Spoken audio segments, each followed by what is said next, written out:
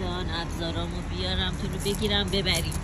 باشه ببریم جراحیت کنیم خوب شی عزیزم دختر خوشگل. چشم درستت میکنیم. اشاره که باشه حیوان نرفته باشه. مامان زیگیری مامان اصلا چرا میگیری؟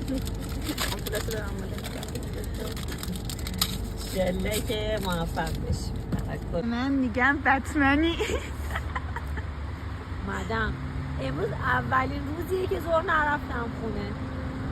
نرفتم برای ساعت اومدم اینو دیدم بعد رفتم یگانه رم از خواب انداختم. بچه رو ببریم درستش کنیم. یا خب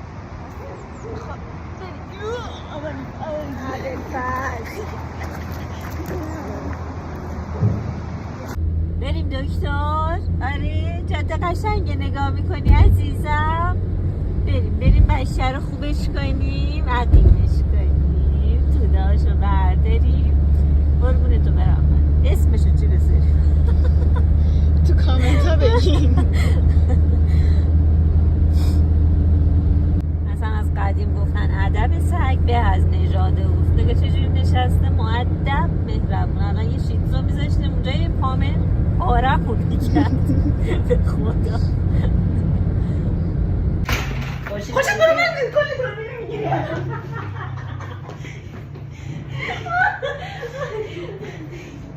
یه اینا سه آخش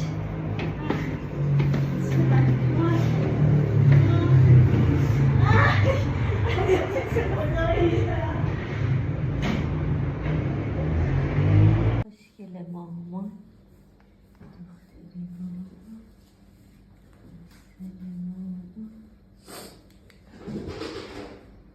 خوشت نشانه اعتراض میگه چرا برای من هوا آوردی. خیلی الان شد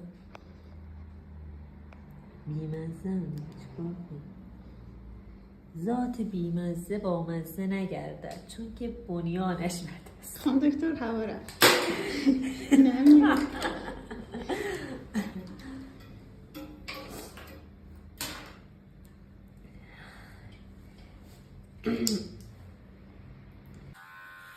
این اوضاع توله هاش یه دونه یکی که اصلا سوراخ شده. اگر تابستون بود این نیاز میشه پاری کرده میشه.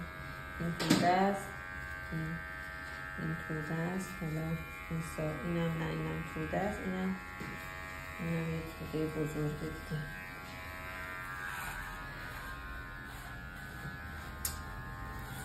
فرشی جون امداد کردن عقیم کردن خیلی از غذا رسانی کردن مهمتره. اگر شما غذا بدید به اینا برنامه‌ای برای عقیم سازی نداشته باشید دارید خیانت میکنید. هی زیاد میشن و میشن 4 تا بدبخت دیگه مثل همینا.